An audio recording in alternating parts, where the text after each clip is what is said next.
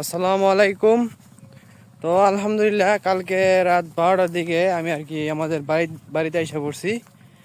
কারণ মূলত আমি যে ফ্যাক্টরিতে কাজ করি আর কি, ওই ফ্যাক্টরিতে বর্তমানে ডাল সিজন এর লেগে মনে করেন কাজ কাম কম, তো তাই 3 দিন ছুটি দিয়ে দিছে। তো কালকে রাত্রে 7টার সময় গাড়িতে উঠছি, বাড়িতে আসতে আসতে মনে করেন 12টা বেজে গেছে। তো সকাল সকাল ঘুম থেকে উঠা মনে করেন গরুর গোবর টোবর ফালাইয়া মনে করেন ঘাস টাস কাইটা শুধুমাত্র থুইয়া বসে রয়েছি। তো বন্ধু বান্ধব সব কিছু সবাই যারা বাড়িতে আছে আর কি, তারা বলতেছে যে চল যায় মাছ টাছ মারি। তো এর লেগে মনে করেন চলে যাচ্ছি বিলের দিকে। আমাদের যে মান্দা ছিল সে জায়গায় মাঝে মধ্যে মাছ ধরার ভিডিও করে ছাড়তাম, তো ওই দিকে যাচ্ছি মনে করেন মাছ মারার জন্য, বসি দিয়ে মাছ মারার জন্য। তো আমাদের এদিকে মনে করেন ধান লাগালো, ধান লাগানো আর কি মোটামুটি সব হয়ে গেছে, ধান আলার মধ্যে অনেকখানি উঁচা হয়ে গেছে। তো দেখা যাচ্ছে দাঁড়ান। তো এই যে দেখেন এই জায়গাটুক মনে করেন কয়দিন আগে ফুল খালি আছিল, তো বর্তমানে এই জায়গাটুক মনে করেন ধান ধুন হয়ে উঁচা হয়ে গেছে। এই জায়গাটুকের ভিতরে মনে করেন এই সময় মানে এই সিজনে মানে এই অবস্থায় মানে তখন ধান এতটুকু উঁচা হয় তখন এই জায়গায় অনেকখানি পানি থাকে, কিন্তু বর্তমানে পানি খুব কম, মানে পানি নাই বলে চলে যায়। দেখেন ক্ষেতের ভিতরে একটুও পানি নাই, ক্ষেত ফাইডা গেছে। তো এমন আছে আল্লাহ যদি রহমত না করে, যদি বৃষ্টি বদল ঠিক মতো না হয়, তাহলে মনে করেন পানি দিতে হইব। আর এই জমিনটা হলো মনে করেন তার থেকে একটু নিচে, এর লেগে আমাদের যে বলম আমি যে বিরত ছিলাম যে বলম লাগানো শুরু করছি, ওই বলম লাগাইয়া জ্বালা উচ্চা হওয়ার পরে পরে এখানে লাগাই দিছি। তো ওই দেখেন দূরে জুম করে একটু, ওই দেখেন দূরে যে কটা পোলা বান্ধা আছে, ওইটা হলো আমাদের মানে আমার ফুবো যেটা তো ভাই, আর একটা হলো বাইস্তা। তো এখন ওইদিকে যাই আর ভিডিও আবার অন করবো। তো এই রাস্তা দিয়ে যাইতে যাইতে আর কি একটা জিনিস খেয়াল করলাম যে সাইডে দেখেন যে কতগুলো ঘাস হয়ে রয়েছে। তো কালকে বাঁচায় রাখলে আল্লাহ যদি বাঁচায় রাখে, তো এই গাছগুলো কালকে আমি এসে কাটালাম গরুকে খাওয়ানোর জন্য আর কি। কারণ আজকে যে গাছগুলো কাটছি ওই গাছগুলোতে একটা গরু তো তাই মনে করেন কম খায়।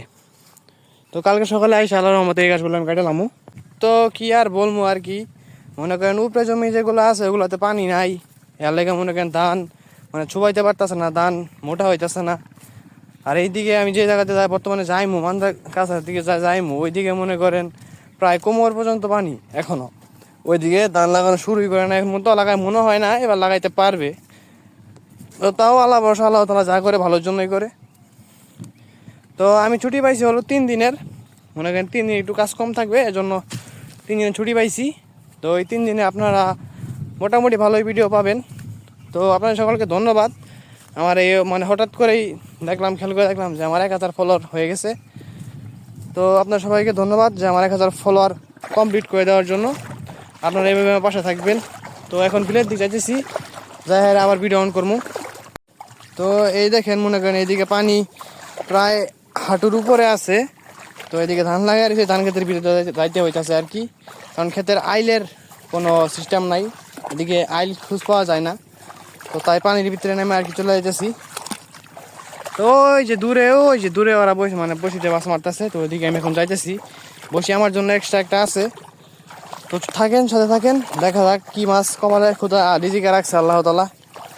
ওখানে যাই হারে আরেকটা আবার ভিডিও অন করতেছি।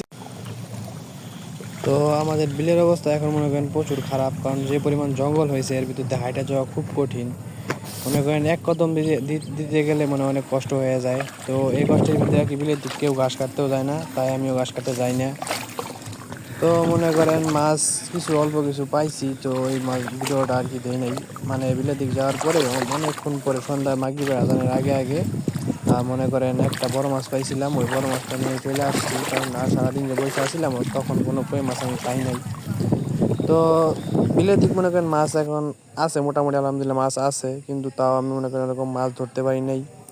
তো আজকের ভিডিওটা এই পর্যন্তই ছিল। সকলে আমার জন্য দোয়া করবেন, সকলে ভালো থাকবেন। আসসালামু আলাইকুম।